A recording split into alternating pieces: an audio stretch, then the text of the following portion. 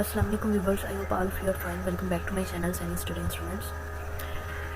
Video start करने से पहले गाइस आपसे एक छोटी सी रिक्वेस्ट है, अगर आप मेरे चैनल पर न्यू हैं तो प्लीज़ मेरे चैनल को सब्सक्राइब कर लें एंड मेरे वीडियोस को शेयर कर दें। आज का हमारा टॉपिक है पाकिस्तानी लिटरेचर से। पाकिस्तानी लिटरेचर के बहुत सारे टॉपिक्स की एनालिसिस, उनकी समरी, उनका क्रिटिकल एनालिसिस, उनके नोट्स वगैरह गूगल पे भी प्रोवाइड नहीं है, लेकिन इंशाल्लाह आपको मेरे चैनल पे हर पाकिस्तानी लिटरेचर के टॉपिक का क्रिटिकल एनालिसिस, उसके ऑथर्स की बायोग्राफी, समरी, उसकी पूरा इंट्रो हर टॉपिक का मिलेगा। So please subscribe my channel and press bell icon for new videos के नोटिफिकेशन के लिए। और आपको जिस टॉपिक का भी मटेरियल चाहिए हो, आप मेरे चैनल पे आके कमेंट बॉक्स में कमेंट कर दिया करें, आपको नेक्स्ट वीडियो में वही टॉपिक मिल जाएगा इजीली, डोंट वरी। और आज का जो हमारा टॉपिक है वो पाकिस्तानी लिटरेचर के बहुत ही फेमस राइटर है तौफीक रफ़त। उनकी शॉर्ट पोइम है किचन, उसका हम आज क्रिटिकल एनालिसिस देखेंगे। सबसे पहले इसके ऑथर की बायोग्राफी को चेक करेंगे तौफीक रफ़त की, देन हम इसकी पोइम किचन उसको क्रिटिकली एनालिसिस करके देखेंगे कि इसमें है क्या। तो सबसे पहले हम तौफीक रफ़त की बायोग्राफी को चेक कर लेते हैं, थोड़ा सा इनका इंट्रो चेक कर लेते हैं। इसके बाद हम इनकी पोइम किचन उसका लाइन बाय लाइन उसकी एक्सप्लेनेशन देखेंगे। तो तौफीक रफ़त जो कि पाकिस्तानी ऑथर एंड पोइट हैं और बहुत सारे पाकिस्तानी पोइट्स से ये इन्फ्लुएंस भी हुए हैं, और सबसे पहले इन्होंने ही पाकिस्तानी इडियम्स का कंसेप्ट का इंट्रो दिया था इंग्लिश लिटरेचर में। तो तौफीक रफ़त को पाकिस्तानी पोइट्री का पियोनियर भी जाना जाता है, और ये Pakistani idiom in English language के पियोनियर भी माने जाते हैं, क्योंकि इन्होंने इंग्लिश लैंग्वेज को शो किया था इमोशंस और सेंसिबिलिटीज़ के हिसाब से। पाकिस्तान के लोकल कॉन्टेक्स्ट में इमोशनल और सेंसिबिलिटी के हिसाब से इन्होंने इंग्लिश लैंग्वेज को शो किया था। और ये तौफीक रफ़त ही थे जिन्होंने इंग्लिश लैंग्वेज में सबसे पहले सेंसिबिलिटीज़ को शो किया था। इसके बाद तौफीक रफ़त ने अपनी एजुकेशन इंग्लिश कॉलोनियल सिस्टम से कंप्लीट की, और इन्होंने अपना राइटिंग वर्क मतलब कि अपनी राइटिंग वर्क को स्टार्ट किया था 12 इयर्स ओल्ड में। और इनका सबसे पहला जो कलेक्शन है वो है अराइवल ऑफ द मॉनसून्स। ये कलेक्शन है 116 पोइम्स का, और जो किचन है वो इसी कलेक्शन की एक शॉर्ट पोइम है। इसके अंदर और भी बहुत सारी पोइम्स हैं, reflection and arrival of the monsoons, ये सब कुछ। तो going after geese, wedding in the flood, ये सारी पोइम्स इसी कलेक्शंस में हैं। और ये कलेक्शन 160 पोइम्स का था, अराइवल ऑफ द मॉनसून, जो कि 1985 में पब्लिश हुआ था। अब जो किचन पोइम है वो तौफीक रफ़त का सबसे फर्स्ट कलेक्शन है, अराइवल ऑफ द मॉनसून, जो कि 1985 में पब्लिश हुआ था। इस कलेक्शन की फर्स्ट पोइम है किचन। हम उसी का एनालिसिस देखेंगे आज कि इस पोइम में हमें शो किया गया है। दरअसल जो तौफीक रफ़त की ये पोइम है किचन, इसमें कंपैरिजन टू किचन को लेके कंपैरिजन शो किया गया है, बल्कि एक मॉडर्न किचन और एक अनमॉडर्न या सिंपल, मतलब कि कह लें कि टाउन का किचन और एक सिटी का किचन, दोनों किचन का कंपैरिजन शो किया गया है इसके अंदर। तो kitchens were places we grew up in, high roofed, spacious. They attracted us with the pungency of smoke and spices from December's bed. We hurried to the cheer of wood fires above, which sang black kettles. And once there we dwelt. यहाँ पे spacious का मतलब है खुला, मतलब कि बहुत ही वसी, और पंजेंसी का मतलब है जिसकी स्मेल बहुत ज़्यादा तेज़ हो। और जो इस पोइम की जो फर्स्ट 10 लाइन्स हैं उनमें पोइट ने कि किचन ऐसी जगह है जहाँ पर हम ग्रो होते हैं, और ये बहुत ही खुले और ऊंची छत वाले किचन होते हैं, वसी होते हैं, और ये हमें किस तरह अट्रैक्ट करते हैं, अपने धुएं और जो मसाला जात होते हैं किचन में यूज़ होते हैं उनकी बहुत ही तेज़ महक स्मेल के साथ ये हमें अट्रैक्ट करते हैं। कि मसाला जात और धुएं की जो खुशबू है वो घर के मेंबर्स को अपनी तरफ अट्रैक्ट करती है, वो मजबूर करती है कि वो सब आके किचन में इकट्ठे बैठे। देन फ्रॉम दिसंबर बेड्स, मतलब कि वो अपने दिसंबर में बहुत ज़्यादा सर्दी होती है जिसकी वजह से वो अपना बेड छोड़ देते हैं और किचन में आके चूल्हे के पास बैठ जाते हैं ताकि उनको थोड़ी हीट महसूस हो सके और उनकी बॉडी को काफ़ी रेस्ट फील हो। अब नेक्स्ट पॉइंट कहता है कि which sang black cattles of wood fires above which sang black cattles, कि हम जब चूल्हे के पास से पास जाके बैठते हैं तो हमें हीट फील होती है और उसके साथ साथ हमें बहुत ही एक अलग ही फीलिंग आती है किस चीज़ की, ब्लैक कैटल्स, यानी कि जो देचकियाँ चूल्हे के ऊपर पड़ी होती हैं उन चीज़ों की अलग ही एक स्मेल आती है, अलग ही एक अट्रैक्शन होती हैं वो हमारे लिए। और इन देचकियों के आपस में टकराने की आवाज़ जो है वो जब कानों में जाके लगती है तो वो बहुत ही रिलैक्सेशन वाला, बहुत ही अच्छी सुनाई देती है। Then line number 11, once there we dwelt over last nights करी, कि जब हम चूल्हे के पास आके बैठ जाते हैं तो हमें जो पिछली रात का बचा हुआ खाना होता है और एंड फ्रेश बियर्ड ड्रिपिंग, और जो मतलब कि जो लास्ट नाइट का सालन या मतलब कि शोरबा पड़ा होता है उसको गर्म किया जाता है एंड फ्रेश बियर्ड ड्रिपिंग, और फिर ताज़ा गरम जो रोटी बनाई जाती है उसमें शोरबे में डुबो के खाई जाती है, हमें दी जाती है खाने के लिए। और इसके साथ साथ अंडे खाए जाते हैं और ever lasting bowls of tea, और चाय के ऐसे मतलब के बर्तन होते हैं जो ना ख़त्म होने वाले बोल्स होते हैं, मतलब कि चाय जो कि पंजाबियों को बहुत ज़्यादा पसंद होती है तो वो बहुत ही बड़ी मिकदार में बनती है, तो उसके बारे में कहा है कि over lasting bowls of tea.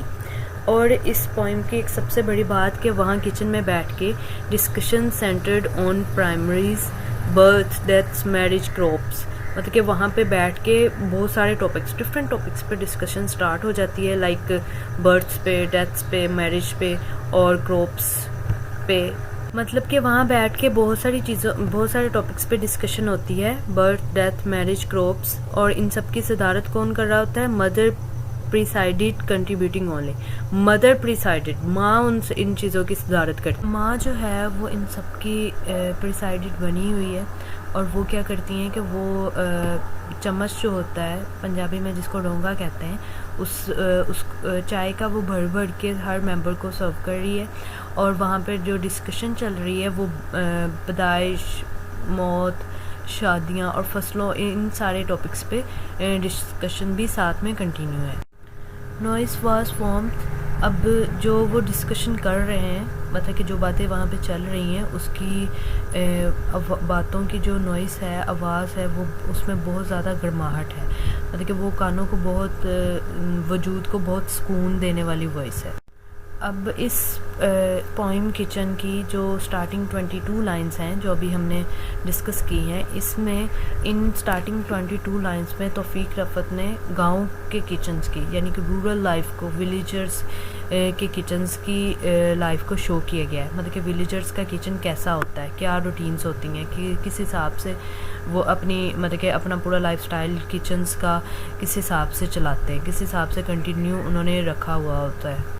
और जो बाकी लाइंस हैं इस पोइम्स की, उसमें पोइट ने मॉडर्न किचन को शो किया गया है, वो अभी हम डिस्कस करते हैं साथ साथ। अब 22 लाइंस के बाद बाकी जो लाइंस हैं इसमें तौफीक रफ़त ने अपनी इस पोइम किचन्स में शहरी यानी कि लाइफ को, मॉडर्न किचन को शो किया गया है कि मॉडर्न मतलब कि शहरी लोग किस तरह अपनी लाइफस्टाइल, कैसा उनके किचन का लाइफस्टाइल होता है, मॉडर्न किचन्स की करैक्टरिस्टिक को डिस्कस किया है इन दीज लाइंस में।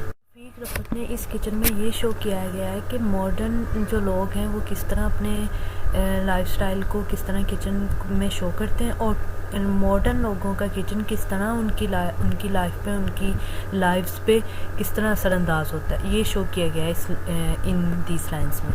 Now in these cramped spaces there is no time for talk, a stainless homogeneity. अब पोइट जो हैं वो एक मॉडर्न किचन के बारे में बताते हैं जो कि उनके लिए एक क्रैम्प्ड स्पेसेस, मतलब कि छोटा सा या घुटन वाली जगह है, ठीक हो गया। जो मॉडर्न किचन होते हैं वो बहुत ही तंग बहुत ही कम जगह में बनाए जाते हैं तो पोइट कह रहा है कि जो मॉडर्न किचन है वो बहुत ही क्रैम्प स्पेसेस हैं and there is no time for talk, और उनके दरमियान बात करने के लिए वक्त है ही नहीं है। मतलब कि मॉडर्न किचन के मॉडर्न लोग इतने ज़्यादा बिजी हैं अपनी लाइफ में कि वो अपनी फैमिली मेम्बर्स के साथ बात करने के लिए उनके पास टाइम ही नहीं है। लेकिन पहले हमने इसके ऑपोजिट विलेज जो रूरल लाइफ का किचन के बारे में पढ़ा, उसमें वो बता रहा है कि वो किचन में बैठ के कंप्लीट डिस्कशन करते हैं डिफरेंट टॉपिक्स पे। बट मॉडर्न किचन में ऐसा वैसा कुछ नहीं है, उनके पास बिल्कुल टाइम नहीं है कि वो एक दूसरे के साथ किसी न किसी टॉपिक पे डिस्कशन स्टार्ट कर सकें। देखिए ना, अब रूरल लाइफ में जो किचन्स हैं वो बहुत ज़्यादा कुशादा है, वसी हैं, बड़ी बड़ी उनकी छतें हैं। लेकिन यहाँ पर जो मॉडर्निटी में क्रैम्प स्पेसेस है, बहुत तंग बनाए गए हैं, छोटी छोटी जगहों पे किचन को मैनेज किया गया है। और वहाँ पे ये था कि वो लोग डाइवर्स टॉपिक्स पे डिस्कशन स्टार्ट कर देते थे। लाइक किसी की डेथ हुई है तो वो वाला टॉपिक, किसी के घर में कोई बेबी बॉर्न हुआ तो उस टॉपिक पे, किसी की बर्थ हुई या किसी की क्रॉप्स के बारे में। लेकिन यहाँ पे लोग फैमिलीज़ के पास अपनी ही फैमिली मेम्बर्स के लिए टाइम ही नहीं है, वो आपस में कोई बात करते ही नहीं है। का टाइम हो तो वो बात करें ना, इतना ये मॉडर्न लाइफ इतनी बिजी हो गई हुई है। A stainless homogeneity wings back our snares, मतलब कि अब अगर कोई आपस में बात कर भी लेता है तो बाकी जो मेंबर्स होते हैं फैमिली के वो सिंपल मतलब कि इस तरह करके इग्नोर कर देते हैं। और ज़्यादातर तो यही होता है कि वो किसी टॉपिक्स पे डिस्कस करते ही नहीं हैं। Chairs are insular, they do not encourage intimacy like slats, the table tucks bellies in. अब पोइट कह रहा है कि जो मॉडर्न किचन है वहाँ पे चेयर्स जो होती हैं वो थोड़े थोड़े फासले पर रखी जाती हैं, मतलब कि थोड़ा दूर दूर करके। तो लेकिन वहाँ जो विलेजर्स हैं, जो रूरल लाइफ का किचन है, वहाँ पे लोग एक पंजाबी में उसको भट्टी कहते हैं, उस पर बैठते हैं। तो उस पर वो थोड़ी यानी कि करीब होती हैं, ठीक हो गया। लेकिन जो इंटीमेसी इसमें होती है लाइक स्लैट्स की तरह, वो मॉडर्न किचन में पैदा नहीं होती, वो सब कुछ मॉडर्न किचन में नहीं होता। और इसमें पॉइंट कह रहा है कि वहाँ पे बैठ के we would not dream of coming to this place to soar our dreams और अनबर्डन आर ग्रीव्स। मतलब कि वहाँ पे बैठ के लोग अपना बस टेबल्स पे बैठ जाते हैं, टेबल्स के इर्द गिर्द चेयर्स पे बैठ जाते हैं और अपना बस पेट भरते हैं। द टेबल टक्स बेलीज इन, और कोई मकसद नहीं होता उनका वहाँ पे बैठने का, ना वो कोई टॉपिक डिस्कस करते हैं ना कुछ हो, यानी वो वहाँ पे बैठे, खाना खाया और उठ गए। We would not dream of coming to this place to share our dreams. अब इसमें पॉइंट बताता है कि जो टेबल्स के गिर्द चेयरों पे बैठे हुए हैं वो किचन में आके अपनी जो लाइफ में हार जीत होती है, जो उनकी लाइफ में गम होते हैं, उनको कम करने के लिए या अपनी जीत को सेलिब्रेट करने के लिए या शेयर करने के लिए फैमिली के साथ शेयर नहीं करते, बल्कि वो वहाँ पे आके सिंपल बस खाना खाते हैं, खा के उठ के चले जाते हैं। जबकि रूरल लाइफ में ऐसा वैसा कुछ नहीं है, वो वहाँ बैठकर डाइवर्स टॉपिक्स पे डिस्कशन स्टार्ट कर देते हैं, अपना हर दुख दर्द बांट लेते हैं एक दूसरे के साथ शेयर करके। Chromium and formica have replaced the textured homeliness of plaster teak। अब इसमें इस लाइन्स में पोइट तौफीक रफ़त बताते हैं कि जो क्रोमियम और फॉर्मिका है ना, उसने घर के पूरे टेक्सचर को कम्प्लीटली तौर पर रिप्लेस कर दिया है। यानी कि पुराने मतलब कि रूरल लाइफ में विलेज किचन जो है वो ओल्ड किचन को शो करता है, ओल्ड लोगों की सोच को शो करता है। वहाँ पर ये होता था कि वो एक लकड़ी का टुकड़ा होता था, उस पर बैठ जाते थे या फिर किसी ईंट पे या पत्थर पे। लेकिन यहाँ पर आके क्रोमियम और फॉर्मिका ने किचन के पूरे तरस अमल को चेंज कर दिया है, कम्प्लीटली तौर पर उसको अपोजिट कर दिया है। Everything is clean as a hospital. और ये लाइन इस पोएम की बहुत ही इंपॉर्टेंट है, मोस्ट इम्पॉर्टेंट लाइन है ये। Everything is clean as a hospital, यानी कि मॉडर्न किचन में हर चीज़ इस तरह साफ़ है जिस तरह हॉस्पिटल में सफाई को मतलब कि एक फ़र्स्ट प्रायोरिटी दी जाती है। जिस तरह हॉस्पिटल में हर चीज़ साफ़ होती है, इसी तरह मॉडर्न किचन में हर चीज़ साफ़ है। तो इस लाइन्स में everything is clean as a hospital, इस लाइन में पोइट जो है तौफीक रफ़त उसने आईने यूज़ की है। यानी हमने विलेज किचन में हमने पढ़ा है कि वो वहाँ पे बैठते हैं किचन में और जो हड्डियाँ बन रही होती है या फिर जो स्पाइसेस होते हैं या स्मोक, उसकी स्मेल वगैरह बहुत ज़्यादा उन्हें अच्छी लगती है। लेकिन यहाँ पर आके मॉडर्न किचन में तौफीक रफ़त कहते हैं कि हर चीज़ बहुत ज़्यादा साफ़ होती है, किसी किस्म की कोई स्मेल नहीं होती और हर चीज़ इस तरह साफ़ होती है जैसे हॉस्पिटल्स में होता है। यानी वो कहते हैं कि ये जगह जो है मॉडर्न किचन जो है वो बहुत ही बेजान किस्म की जगह है। ये कोई भी ना मॉडर्न यानी कि पर्सनल अंदरूनी सेटिस्फेक्शन नहीं दे पाती। The surrealist clock where once the eloquent grandfather swung click forward stiffly. और यहाँ पर भी इन दिस लाइन्स में भी तौफीक रफ़त बहुत ही बड़ी बात कर रहे हैं कि जहाँ पर घर में पहले ग्रैंडफादर यानी कि दादा जान की तस्वीर लगी हुई होती थी दीवार पे, वहाँ पे सरियलिस्ट क्लॉक यानी कि बहुत ही अजीबो गरीब किस्म का क्लॉक वहाँ पे फिट कर दिया गया है। सरियलिस्ट क्लॉक कहते हैं कि जिसका ना सर हो ना पाँव, जैसे एब्स्ट्रैक्ट पेंटिंग होती हैं जिसमें 20-20 तस्वीरें एक पिक में उन्होंने फ़िट की होती हैं, ना कोई समझ आ रही होती है कि सर की साइड पे है और पाँव की साइड पे। इस तरह के क्लॉक वहाँ पे अब फिट कर दिए गए हैं कि बहुत ही अजीबो गरीब किस्म के क्लॉक। मतलब कि सिंपल इसमें शो किया गया है कि पहले जो होता था वो ग्रैंडफादर की पिक वहाँ पे लगाई जाती थी कि ये घर के बड़े बुज़ुर्ग हैं इस तरह। लेकिन अब मॉडर्न किचन में ये शो किया गया है कि उस जगह पे बहुत ही अजीबोगरीब किस्म का ना समझ आने वाला क्लॉक वहाँ पे अब लगा दिया गया है। यानी कि इन लाइंस में मॉडर्निटी को शो किया गया है और इस लाइन में ये बताया गया है कि किस तरह एक मॉडर्न इंसान अपने कल्चर को, अपनी तहज़ीब को, अपने रवाजों को पीछे धकेल रहा है और ख़ुद को अब्सर्ड इंसान बनाने की कोशिश कर। यानी इसमें ये शो किया गया है कि मॉडर्न इंसान अपने दादा जान की तस्वीर को एक अब्सर्ड क्लॉक से प्रेफर कर रहा है। और लास्ट लाइन पे वो कह रहा है कि अब हमें अपनी माँ की शफ़क़त की भी ज़रूरत नहीं रही, बल्कि अब इलेक्ट्रिक टोस्ट आगे हुए हैं, उसमें ब्रेड डालो, बटन दबाओ और बस निकालो और खा लो, और फिर जल्दी से खड़े खड़े ही में खा लो और बस अपने काम लग जाओ। तो इस चीज़ में ये दिखाया गया है कि मॉडर्न इंसान के पास टाइम ही नहीं है, बल्कि ख़ुद को, अपनी हेल्थ को, अपनी फ़ूड के लिए भी टाइम नहीं है। वो जल्दी जल्दी में मशीन में बनाता है और खड़ा खड़ा वहीं पे ही खा जाता है। तो देखें इस पोइम की सबसे अलमनाक बात कि जो रूरल लाइफ दिखाई गई है, ट्रेडिशनल लाइफ, उसमें जो है वो माँ जो है वो सबकी सदारत कर रही है। लेकिन जो मॉडर्न लाइफ है इसमें मेन कोई बंदा है ही नहीं है। हर कोई अपना आके अपना फूड खुद प्रिपेयर करता है और वहीं पे खड़े खड़े खा लेता है। तो इसमें ये सब कुछ दिखाया गया है, जबकि रूरल लाइफ में एक माँ प्रिसाइडेड करती है सबको, पूरी फैमिली उसके इर्द गिर्द, और माँ जो है वो सबको डूंगे भर भर के खाना सर्व करती है, चाय देती है, खाना सर्व करती है, और वहाँ पे एक बहुत ही अच्छी किस्म की इंटीमेसी पैदा हो जाती है। लेकिन यहाँ पर क्या है, यहाँ पर हर बच्चा अपना आके खुद टोस्ट बनाता है और दौड़ते दौड़ते खा जाता है। यहाँ पे ज़िंदगी की दौड़ को शो किया गया है। तो देखें कि किस तरह तौफीक रफ़त, जो कि पाकिस्तानी बहुत ही फेमस पोइट राइटर हैं, उन्होंने एक छोटा सा वर्ड किचन के ज़रिए हमें एक यूनिवर्सल सच्चाई समझा दी है कि किस तरह मॉडर्निटी में क्या है और ट्रेडिशनल में क्या है। और यहाँ पर तौफीक रफ़त ने दोनों किचन्स को, यानी कि ट्रेडिशनल लाइफ को और मॉडर्न लाइफ को, दोनों की करैक्टरिस्टिक्स को बयान कर दिया गया है कि किसका क्या नुकसान है और किसका कितना बेनिफिट है।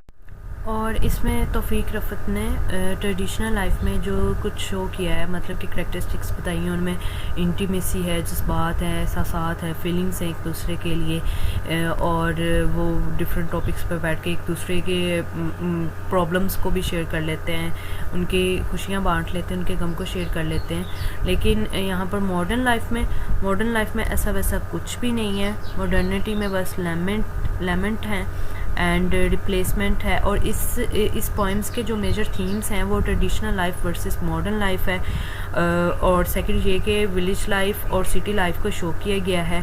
थर्ड, नॉस्टैल्जिया दिखाया गया है पास्ट से लेके, और रिप्लेसमेंट दिखाई गई है ओल्ड कल्चर की और ट्रेडिशन की बाय मॉडर्न इन्फ्लुएंसेस के साथ।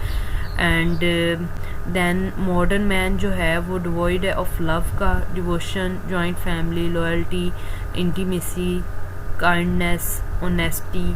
लेकिन ओल्ड किचन जो है वो सिंबल है ट्रेडिशन, कल्चर, इनोसेंस और लव, कंपैशन, इन सब चीज़ों का। लेकिन जो मॉडर्न किचन है वो सिंबल है मॉडर्निटी का, अबंडमेंट का, traditional and traditional ways of life का, एंड मटेरियलिस्टिक सोसाइटी का, लेक ऑफ सिंपैथी का। तो इन दोनों चीज़ों का कंपैरिजन तौफीक रफ़त ने एक छोटे से वर्ड किचन के ज़रिए हमें शो कर दिया गया है इस पोएम में।